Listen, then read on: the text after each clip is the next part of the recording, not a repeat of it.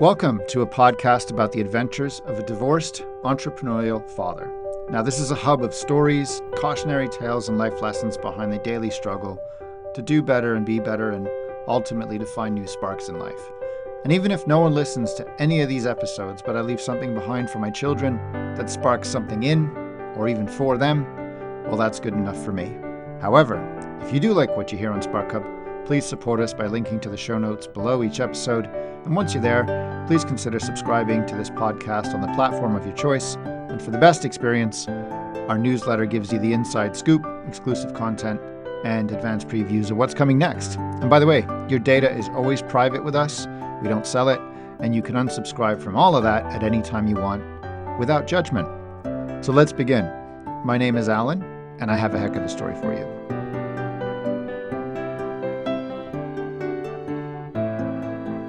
It's December 2025, and so the build to all the festivities are here, and soon it'll be 2026. But I know that 2026 is going to be radically different for a lot of reasons I'm going to get into.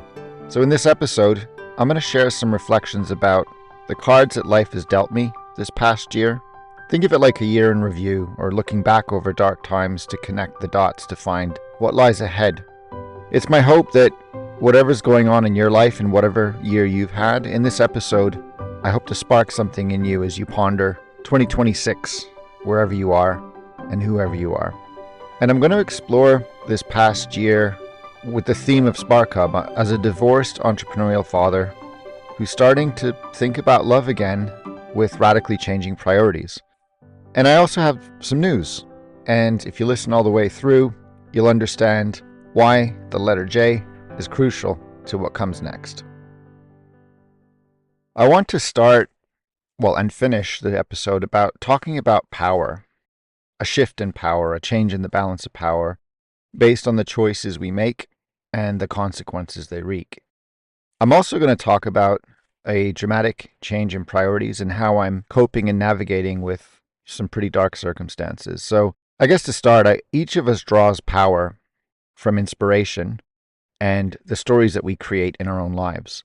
And sometimes rituals give us hope and energy and remind us of our core stories and our core values and give us strength. So once upon a time, my ritual is I used to leave my house always wearing the following on my left wrist and hand. I'd have a wedding ring, which I rarely took off. I had a watch, which my wife had given me as a gift. I think it was around when I started a new job. I had a leather wristband that had 3 circular beads on it, and on the beads were the names of my wife and my 2 children. And if you click the link in the show notes below, you'll see a picture of what I'm talking about, and then I'll come back to that ritual in just a moment.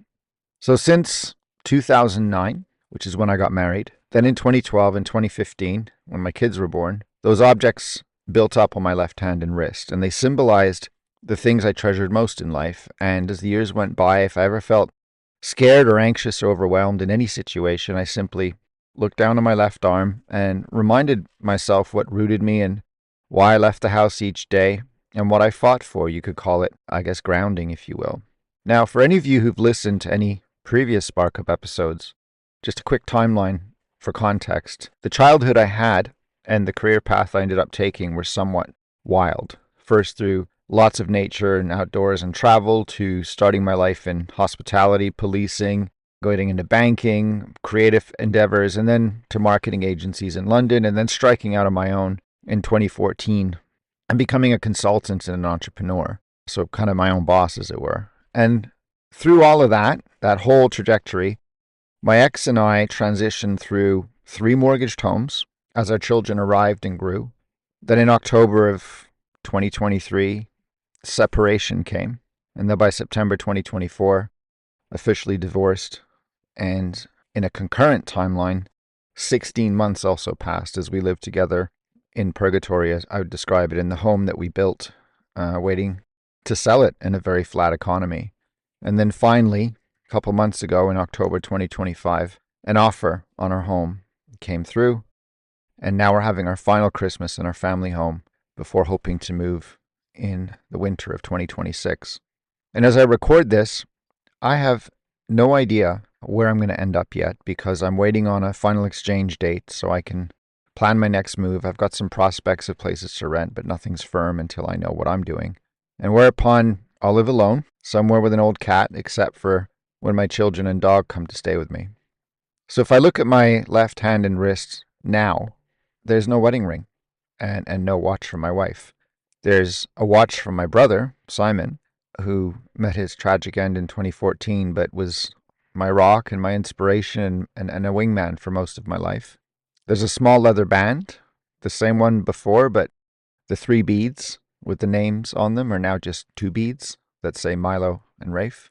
There's another leather band that has a coiled string on it, and this was a gift from last summer when my youngest son got it for me in Great Yarmouth when we went on a caravan holiday all together.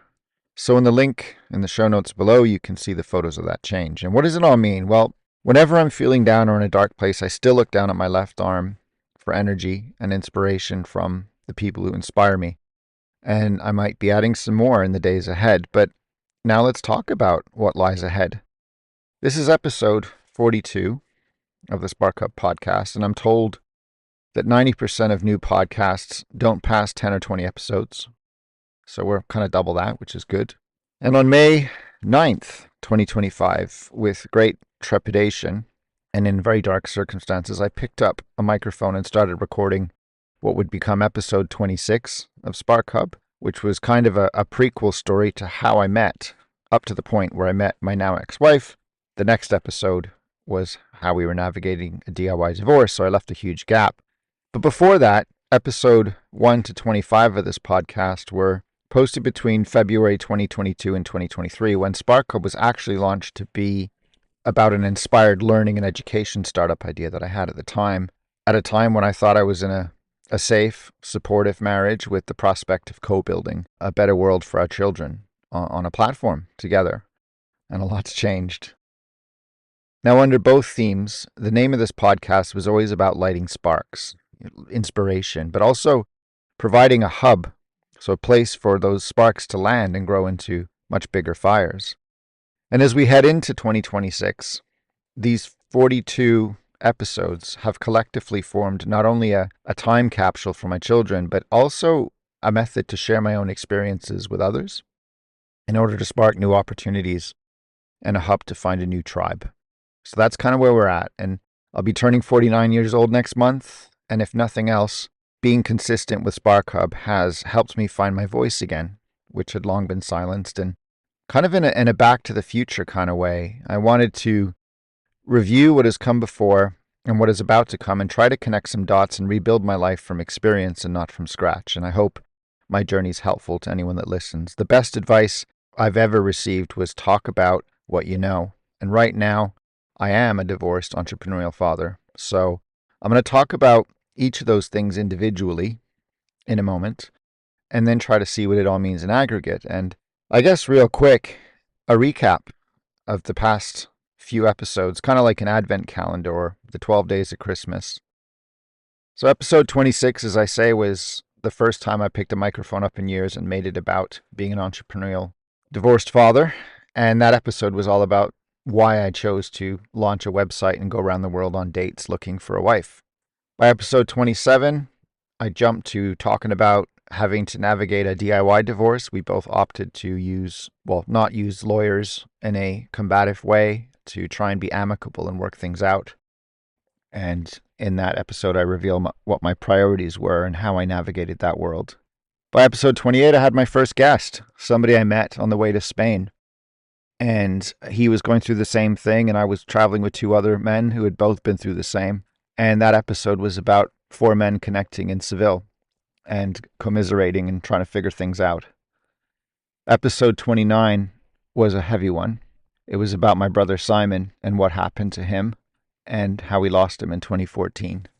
I came down from that emotional episode to episode 30, which was about the best way to flow money. And I was just trying to share my knowledge about building limited companies and the advantages of limited company structure and financial structures, especially if you're married. Then I ended up going to the US for a client. And on the way back, I managed to sit down with my father and record episode 31, which was all about his life and why he left Europe and the UK and came to Canada and everything he did before and after I arrived. and that was quite an emotional episode as well. Episodes 32, 33, and 34 were with my really good friend, Sarita. And Sarita and I have been friends for over 3 decades, and we live parallel lives.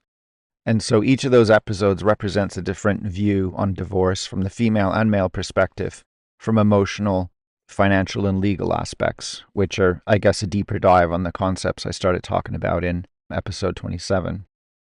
Episode 35 was all about the fables and the stories that I read as a kid that paid dividends for me as an adult and the challenges I faced.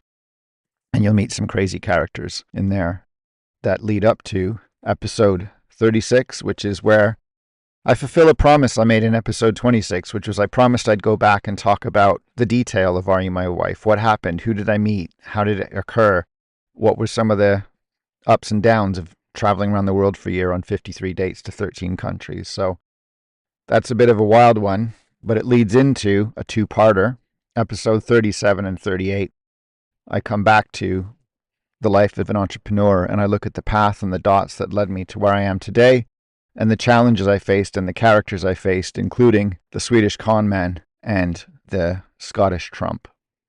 Then I get the next 2 episodes are guests, someone I work with and who also managed to turn his divorce into something positive.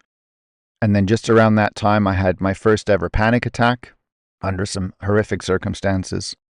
And just like that, a friend of mine from childhood came through UK, and I managed to sit in a car with him and record an episode about our childhood and the things we learned that helped us become adults.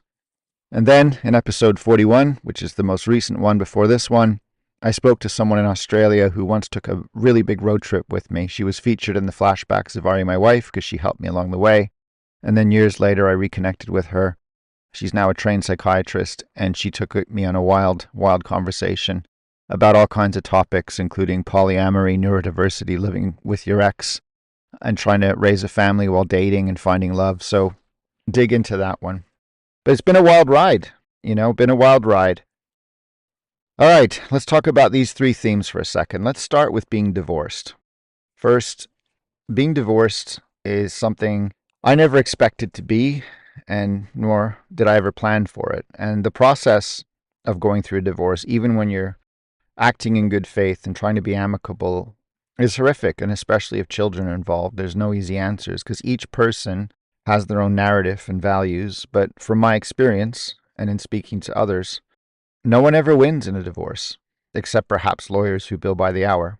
And in my case, I guess, how do you deconstruct 16 years of your life with someone and distill it into court documents?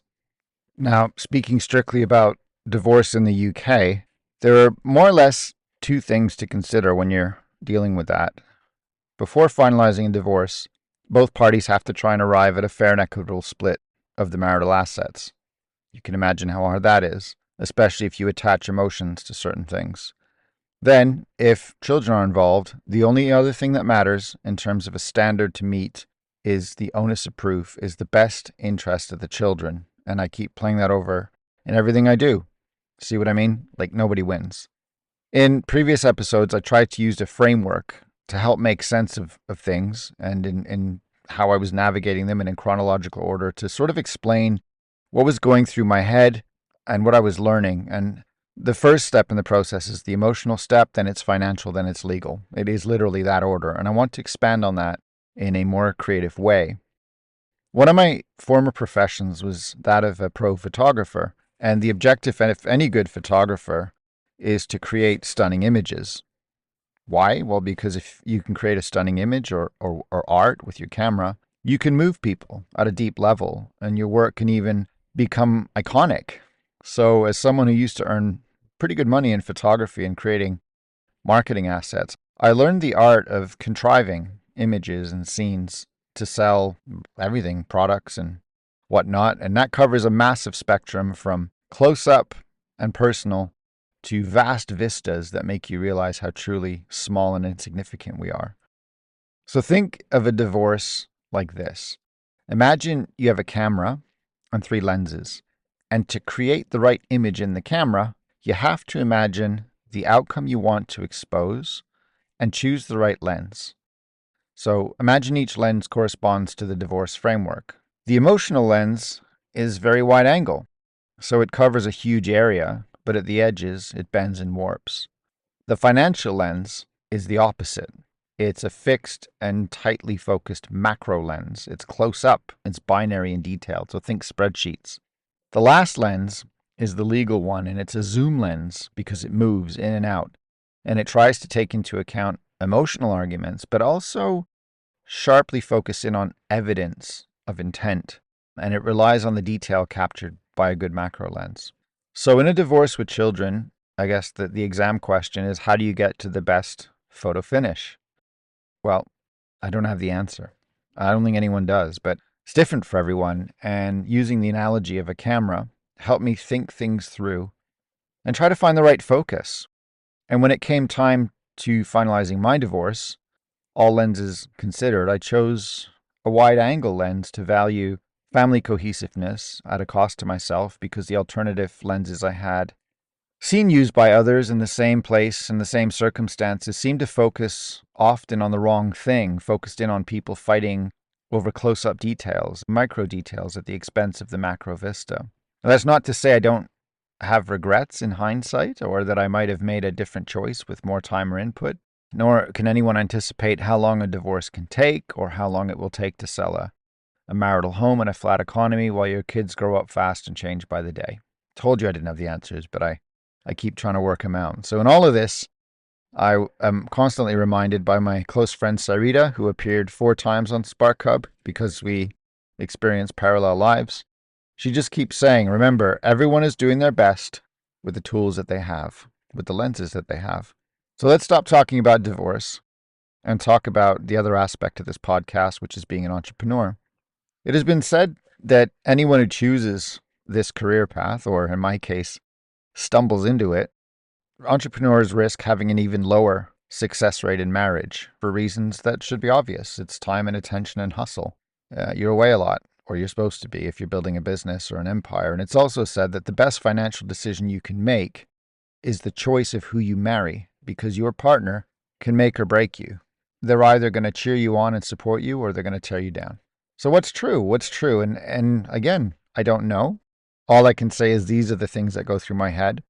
But what I do know is that in business, you have to cut losses. You have to know when someone doesn't add value, and you have to keep moving forward. It's harsh. It's a cutthroat world, but speaking purely as an entrepreneur, exhilaration always lies on the other side of fear. And when things go right, they go spectacularly right. So I have a couple of rules of thumb that I go by. And I often talk about them when I do public speaking, or I collaborate with a partner, or within my own leadership groups as a growth architecture consultant. The first rule I always talk about, or the first rule anyone ever hears about with me, is the 5-1 rule, 5 to 1. On my consultancy website, I often say that if we work together on a business venture or in a collaboration or a startup or anything, my objective is to define that for every dollar or pound you spend with me, I'll aim to save you or make you a 5x return, and ideally both. Now, it sounds really confident in me to say that, but I also believe that setting a benchmark challenge up front needs to be in the mix to set expectations from the start, because it's always something you can come back to. Have we achieved this? Now, usually the 5 to 1 rule gets me in a room or into a conversation with someone. And then once I'm in the room, I can assess the potential of the business and of the person leading it or whoever is seeking my counsel. And I can also consider my ability to affect that business. Then I fall back to the 5-1 rule. What level of confidence do I have? Is this a mix? Well, it is a mix, frankly, of gut, which is emotion. Do I like the business? Do I think I can do something with it? And data, analytics. What have they achieved, or what do they hope to achieve? And numbers guide me. If you listen to my 2-part series of entrepreneurial lessons, you'll hear how that rule played out in several circumstances, including the unforgettable Swedish con man and also an individual I've called Scottish Trump. However, should my 5 to 1 rule earn me a seat at a table with a business or leadership in an operation, I'm also very quick to bring up the 90-10, 10-90 rule right off the bat. Regardless if the business is a startup with nothing more than a hopeful drawing on a board, or whether it's an established operation generating millions in revenue and globally present. I learned this rule from a celebrated and now retired UFC fighter and fellow Quebecer Canadian called Georges St-Pierre, or GSP. Now, oddly, this is crazy, but GSP claims he hates fighting, which is odd for someone who makes his living smashing people for big fight purses and winning and defending big gold championship belts and seeking sponsorship deals. But GSP has to overcome his own insecurities before laddering up to that highlight reel with a crowd cheering. And that's where his 90-10, 10-90 rule comes in, which I've stolen. Goes like this. Before a big fight, there is the preparation in a camp, and GSP has to eat, sleep, and train in multiple martial arts and condition his body for months and months and months.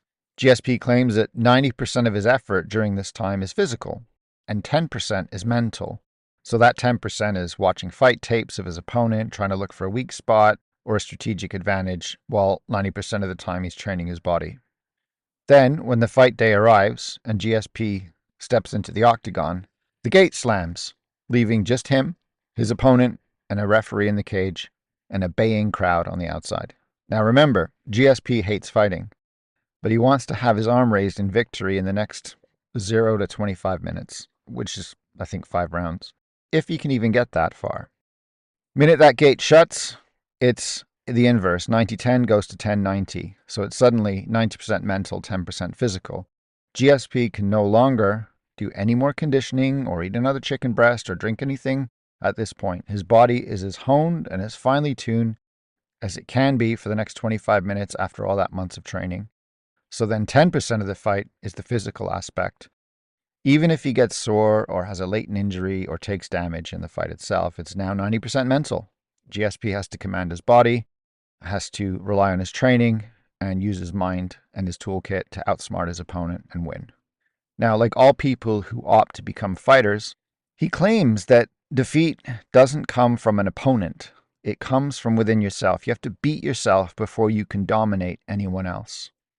And that's why he says 90-10, 10-90. So what does any of this violence have to do with business? In every business I've been involved in, big or small, I try to do what he does and define what victory can look like, and then figure out how to train key people, and nowadays key technology, to achieve a victorious outcome. Now, victory could be financial, it could be saving money or making money, or it could be reach, or it could be brand equity, or a social goal, or a shareholder goal. Victory could be one of many things in any different business. But here's what often happens in every operation that I've either founded or advised or collaborated with. The people who start a business either make it successful from start to finish, meaning they go through all the rounds, or at the right time, they know when to let a different fighter take over and take it all the way. They make that switch, the 90-10, 10-90, putting the company's interests first. So I often tell people that I collaborate with that defining our strategy and objectives up front, it's 90-10. We're training, we're drawing, we're dreaming, we're scheming, we're modeling, we're watching competitors, but it's 90% getting ready and 10% doing stuff. But from experience, I know that no plan ever survives contact with the enemy. So you got to have different plans. You got to use another fighter's analogy, Mike Tyson, one of the most famous boxers, always says that everyone has a plan until they get punched in the face, which is his version of no plan survives contact with the enemy. So there comes a time in a business where planning stops and you have to activate or reactivate an offering in a market. And that's the pivot from 90-10 to 10-90. The theory's over, the plan's locked, the assets are prepared. It's only about survival and performance once something is live. There's no going back, there's no more training, there's no more planning, there's no more replays. That switch between those two mentalities can make or break a champion for sure, but it can also make or break a great team or leader in a business. And then you're running a marathon in a cutthroat world. And if you become a business champion in your category, the crowd's watching, and there's probably a few out there wanting to take your crown and going into training to fight you. That's entrepreneurialism, that's startups. And 5-1 and 90-10 to 10-90 are certainly numerical ways of expressing these themes. But I wanted to wrap up my monologue of entrepreneurialism by looking at the words value and the word sale. So in the marketing world, we always used to focus on defining a value proposition for any brand or business. What's your value? Why does this brand exist? How does it generate value? What are its ethics? What does it stand for, but what does it stand against? Those are the types of questions that typically anyone who wants to run a business or scale a business, they have to have that value proposition. Now, the famous examples are Apple's not a computer company like Dell. It's a design company, and they charge a premium. So now think Rolex, Mercedes-Benz, Rolls-Royce, or any other luxury brand that persists today. They have a clear value proposition that is the Rosetta Stone for everything they do to earn money over a long time span and stay at the top. So that's the word value. How do you define it? Now, if I asked you what the definition of the word sale is, S-A-L-E, sale, what would you say? When I ask this question to a crowd I'm speaking to or to clients, usually the answer goes something like, it's a transaction, or it's when money changes hands, it's when you sell something. But actually, the best definition of the word sale I've heard, which applies to the real world, is a sale is the transfer of belief from one mind to another. Now, what comes after a sale, after the transfer of belief, is the transaction. And the transaction isn't always money. So in other words, if someone sells you something or you sell them something, it means you believe as they believe or they believe as you believe. There's a transfer of belief, and then the transaction follows. Could be anything. It could be join a gym or join a religion or join a cult or go on a diet or receive a newsletter or like and follow on social. So that's non-monetary transactions, for example, but it's still a transaction following a sale. The ultimate sale usually means conveying belief to the point where someone parts with money for a service or a product that you're selling, or even collateral, gold or something else. But that's, of course, the formula any business would love to crack. So a good value proposition can lead to a good sales narrative, which leads to a belief and then a desired transaction, and a successful business knows how to rinse and repeat that formula.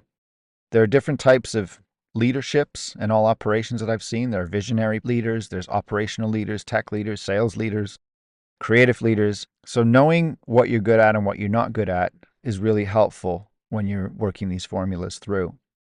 All these rules and frameworks that I'm sharing often apply to life too, as you might have noticed. So in business, as in friendships and family and marriage, you get to know who's ambitious and who's entitled, who gives and who takes, who's loyal and who isn't. And then you have to make a choice, because team cohesion means everyone shares the same goal and knows how to sell, i.e. they know how to transfer belief of what you believe to others. And even if you take different routes to get there, use different superpowers, as long as you have a shared goal and you can adjust, some people can do it and some people can't. Some people are good at the 90-10, others are good at the 10-90. And sometimes it can be the same person, or sometimes you got to pass the baton. It's theory and practice. And if you do it right, you can then hopefully offer a 5-to-1 return, or you can't. Now, as I reflect on my journey of becoming an entrepreneur, I recall that my brother Simon always had my back and he was up for any adventure. And that fuels me to this day. Simon kept telling me back in the day, where there's a will, there's a way.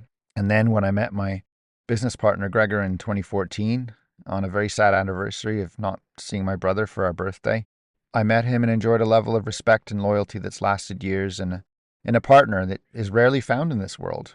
And from that meeting, 2 businesses have launched that I'm still part of to this day, which have had huge ups and downs, but they survived. All of that to say that I attracted the right people in business, and a lot of that is luck. A lot of that is luck, but under luck sits integrity and reputation. As I look back with my mature mind, I've realized I've shaped my own value proposition and sales pattern around the 5-1 rule and the 90-10 philosophy. And it only remains to rinse and repeat what works in business and drop what doesn't.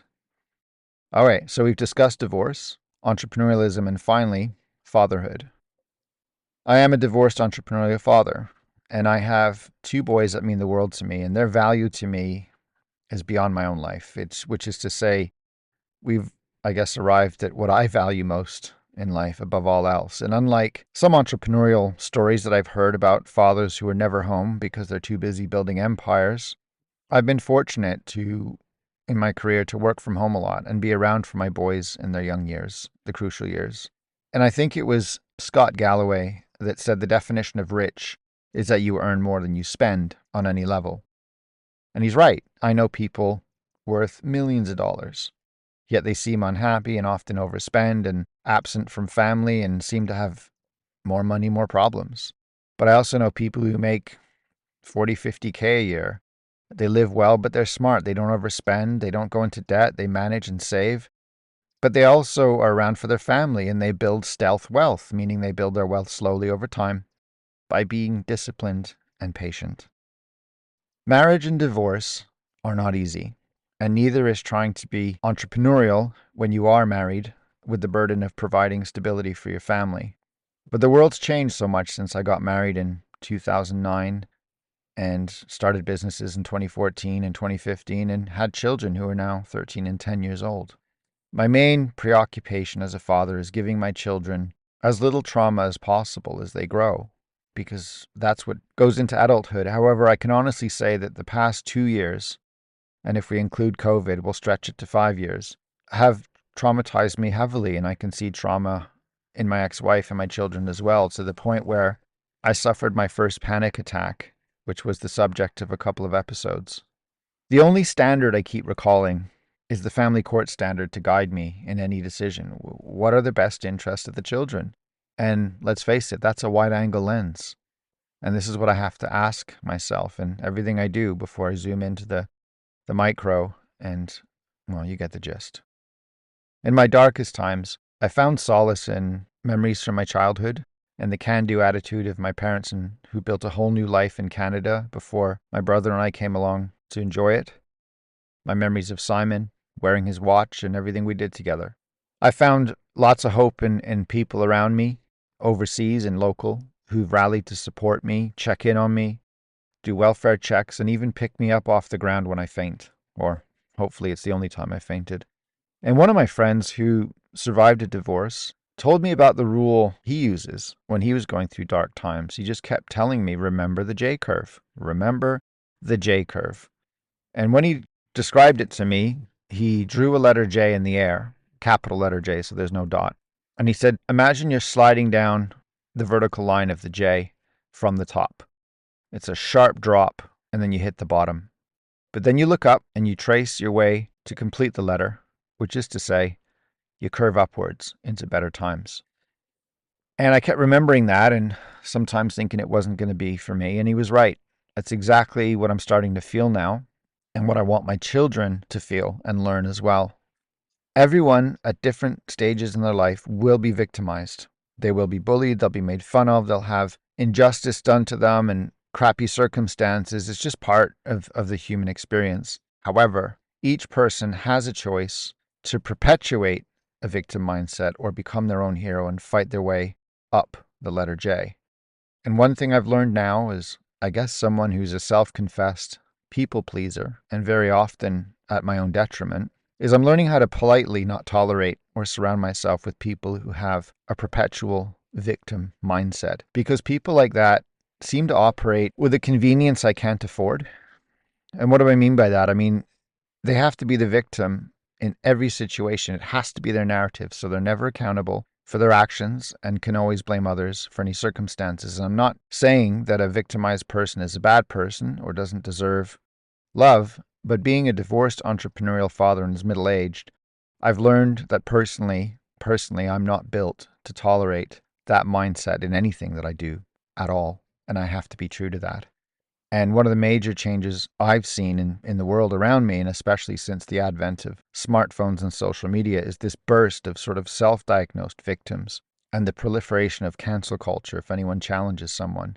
And let's face it, it's the extremes of a society amplified much louder than the normal people who are in the middle and who most of us are. However, there is a silver lining I'm finding in all that noise, and that's to say that there's so much more awareness and understanding around untreated childhood trauma and torment and neurodiversity. Way better now than when I was growing up. And there's vocabulary and resources and culture change. And I think that is good in the aggregate and in moderation. And recently I heard about a philosophy by someone called Mel Robbins who wrote a book called Let Them, Let Me. And I haven't read the book, just to caveat that, but I listened to a podcast with her. And if I understand correctly, the title of her book means you have to let others be themselves and you have to be you. You have to stick to your principles. And if someone wants to play victim all the time, just let them. You control what you can and just let them and let me be myself. And rarely am I swayed or influenced by sort of hokey American hack culture, shorthand slogans, because, I do come from that world. But I like the simplicity of the phrase, let them, as clearly there's a lot of personal depth to unpack from that sentiment. So the real question I face each and every day is, I guess, how do I be the opposite of a victim? How do I be a hero? What is a hero? What does that look like? How do I be a hero to myself and then my children? And I think the biggest learning for me is patience and constantly seeking perspective and trying to remember not to let any other family ruin the family I want to create. And it's not easy, but let's call it my value proposition for now. And now will always change because my kids are getting older, as am I. So it kind of leads me to another expression that offers that opportunity favors the prepared mind. So I've been really thinking about that over and over a lot for myself and my children. How do we prepare for opportunities? I'm going to come back to that another time. I just want to put a hold on that. So let's come to how does divorce, entrepreneurialism, and fatherhood, which are, of course, the topics of SparkHub, all get summed up on the SparkHub. Oh, and what about love, finding new love? All right. Well, the last time I felt confident in love and in my life was the summer of 2023, because that's when I was married with a thriving and hard-won businesses that I've built, taking our first overseas trip to Canada and the US since COVID, which canceled that trip, and then making plans with someone I love to build an empire. And then a few months after that high, by the fall, I smashed into the world of separation and divorce and trying to balance lots of competing emotional, financial, and legal lenses, all of them out of focus for what seemed like forever.